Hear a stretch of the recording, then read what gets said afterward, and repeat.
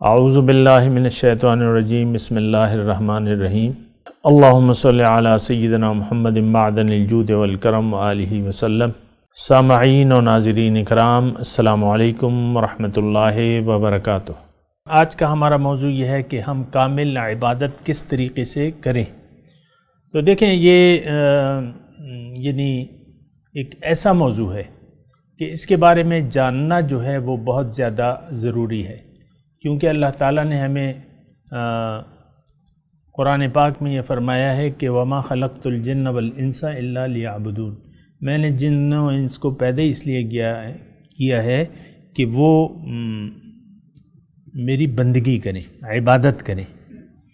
تو بہرحال عبادت یعنی عبادت ایک طریقہ ہے اور عبادت ایک ضرورت ہے، یہ بات ذرا نوٹ کر لیں۔ عبادت ایسی یعنی محدود نہیں ہوتی، بہرحال وہ معنی پھر میں بیان بھی کیا ہے، پھر بھی کر دوں گا۔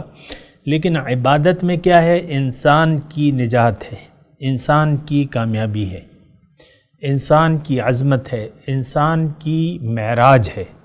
عبادت اگر آپ کریں گی تو اس میں کیا ہے کہ آپ اپنی معراج کو پہنچ جائیں گی، یعنی اللہ تعالیٰ نے آپ کو جس مقصد کے لیے پیدا کیا ہے وہ پورا ہو جائے گا۔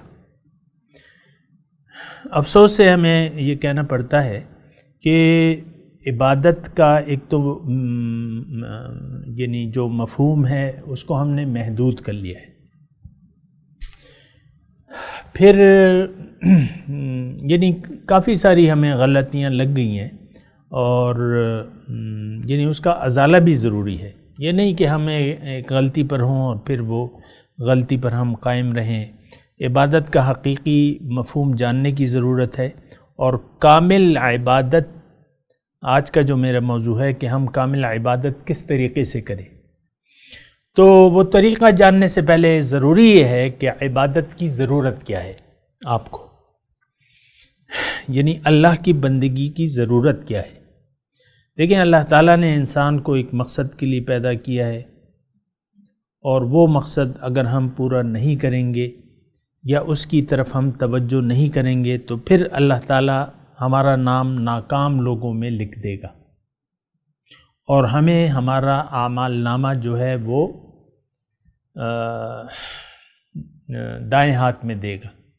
دانا ہاتھ کہتے ہیں نا الٹے کو، بایاں، اچھا بائیں ہاتھ، الٹے ہاتھ، مطلب الٹے ہاتھ میں ہمیں اعمال نامہ پکڑایا جائے گا۔ عبادت جو ہے یعنی یہ انتہائی ضروری ہے بات کہ ہم اللہ تعالیٰ کی عبادت کریں، کیونکہ اللہ تعالیٰ نے ہمارے جو مقصد حیات ہے اس کی کامیابی اور نجات جو ہے وہ پوشیدہ رکھ دی ہے اپنی بندگی میں۔ اگر ہم اللہ کی بندگی نہیں کریں گے تو ہم اپنی زندگی میں ناکام ہو جائیں گے۔ اللہ تعالیٰ نے قرآن میں ارشاد فرمایا ہے ان الذین یستکبرون عن عبادتی سیدخلون جہنم داخرین، کہ جو لوگ بھی میری بندگی سے تکبر کرتے ہیں، یعنی میرے سامنے میرے حکم کے سامنے سر نہیں جھکاتے، تو وہ سیدخلون جلد ہی ان کو جہنم میں داخل کرے گا، اور ذلیل و خوار ہوں گے وہ لوگ جو اللہ تعالیٰ کی بندگی نہیں کریں گے۔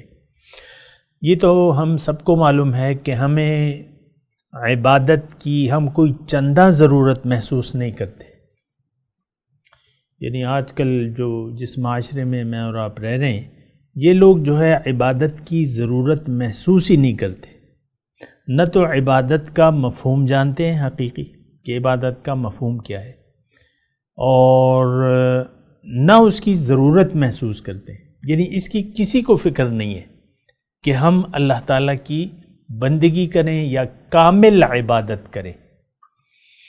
ایک تو عبادت کا مفہوم ہم نے محدود کر لیا ہے، نماز روزہ حج زکوٰۃ تک رکھ دیا ہے، پھر اس کی ضرورت بھی ہم محسوس نہیں کرتے۔ آپ دیکھیں اپنے بچے کو جب وہ دنیا میں آتا ہے تو آپ کو فکر ہوتی ہے اس کی ظاہری تعلیم کی، میرا بچہ یعنی ابھی بچہ 1 سال کا ہوتا ہے، 2 سال کا ہوتا ہے، بعض والدین کو فکر شروع ہو جاتی ہے کہ اس کو اسکولنگ کہاں کریں گے، بعض اسکولوں کے پرنسپل آپ کو کہتے ہیں کہ آپ نے بچہ غلط ٹائم پہ پیدا کیا ہے، ہماری رجسٹریشن کا ٹائم گزر گیا ہے، آپ کو پلاننگ سے بچہ پیدا، ایسے کہتے ہیں کہ نہیں کہتے؟ یعنی یہ دیکھیں، یہ ہماری سوچ ہے. اور ہم مطلب والدین، کیا اسکول والے، کیا والدین، وہ سب جو ہے یعنی بچے کی ظاہر کی فکر کرتے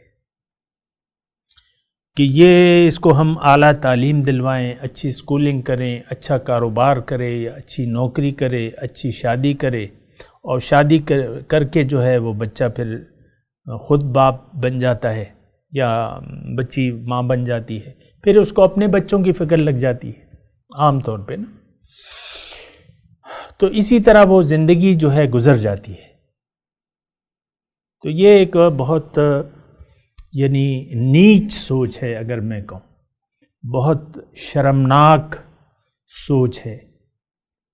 بہت یعنی انسان اگر ظاہری کو دیکھے اور ظاہری کو محسوس کرے، ظاہر کے علاوہ یہ کسی چیز کو محسوس ہی نہ کرے، تو یہ بڑی شرمناک سوچ ہے.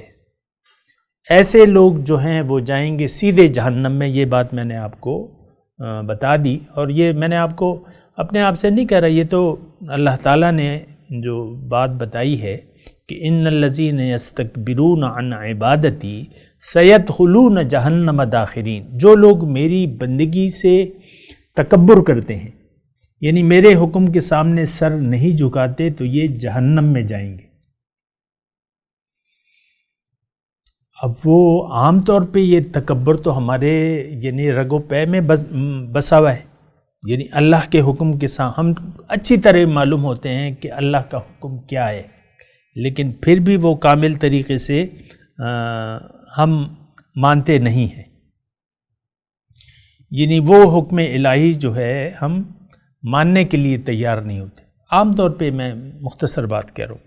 ایک تو اللہ کی بندگی کی کسی کو فکر ہی نہیں ہے، نہ والدین کو ہے، نہ اولاد کو ہے. اللہ کی بندگی کی فکر جو ہے وہ نہیں ہے. ہاں دنیا کی فکر ہے.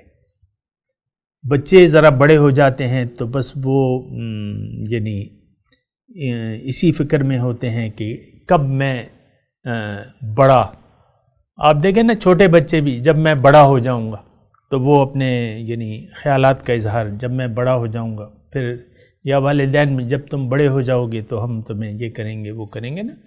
تو بہرحال یہ ساری سوچیں ہیں اور یہ بڑی نیچ سوچیں ہیں. یہ سوچیں جو ہیں دیکھیں میں آپ کو بتا رہا ہوں، اور یہ نشست جو ہے یہ اس لیے نہیں ہے کہ میں ایک روایتی طور پہ آپ کو کچھ تقریر جھاڑ کے جو ہے بس بے فکر ہو جاؤ، ایسی بات نہیں ہے.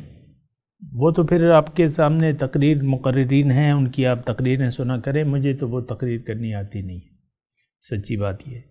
تو بہرحال میں یہ کہہ رہا ہوں کہ عبادت، آج کا جو ہمارا موضوع ہے وہ یہی ہے، کامل عبادت کا طریقہ.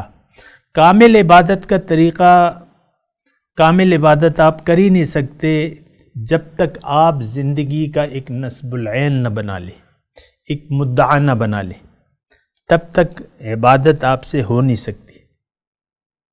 اور یہ اگر میں آپ کو یعنی اس کا وہ بتاؤں کہ مثال کے طور پہ کہ آپ خاتون خانہ اگر ہیں، آپ جب کچن میں جاتی ہیں تو آپ کچھ کر ہی نہیں سکتی کچن میں جب تک آپ کا ایک مدعا نہ ہو کچن میں جانے کا، کہ بھئی چائے بنانی ہے، کہ قہوہ بنانا ہے، کہ بریانی بنانی ہے، کہ نہاری بنانی ہے، کیا بنانا ہے.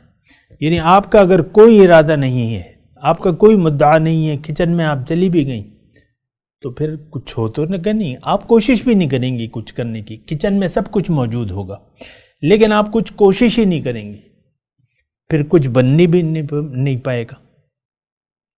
اگر آپ کچن میں گئیں، یہ دیکھیں بڑی آسانی بات ہے، بچے بھی اس بات کو سمجھ سکتے ہیں. بچے، میں تو اسی یعنی ذہن سے یعنی اس طریقے سے بات کر رہا ہوں کہ آپ ٹینشن نہ لیں. میرے مخاطب اگر بچے بھی بیٹھے ہیں تو وہ بچے بھی مطلب یہ ہے کہ میں کوشش کرتا ہوں کہ بچے بھی سمجھیں اس بات کو. کچن میں آپ گئے، آپ کا کوئی مدعا نہیں ہے، مدعا مطلب کوئی خیال نہیں ہے، کوئی مقصد نہیں ہے کچن میں جانے کا کہ ہم نے کرنا کیا ہے، تو آپ کچھ بھی نہیں کر پائیں گے. ٹھیک ہے نا، کچھ کر پائیں گے؟ کیا بنے گا؟ کچھ بھی نہیں بنے گا. سب کچھ موجود ہے. آج انسان کو اللہ تعالیٰ نے جس مقصد کے لیے پیدا کیا ہے، تو ہمارا المیہ یہ ہے کہ ہم اللہ کا مدعا جان ہی نہیں پا رہے کہ اللہ نے ہمیں کیوں پیدا کیا ہے. اور اگر کوئی جان بھی گیا ہے تو وہ غلط سمجھائے، زندگی کو غلط سمجھائے.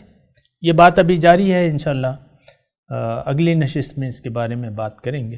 وآخر دعوانا ان الحمد للہ رب العالمین.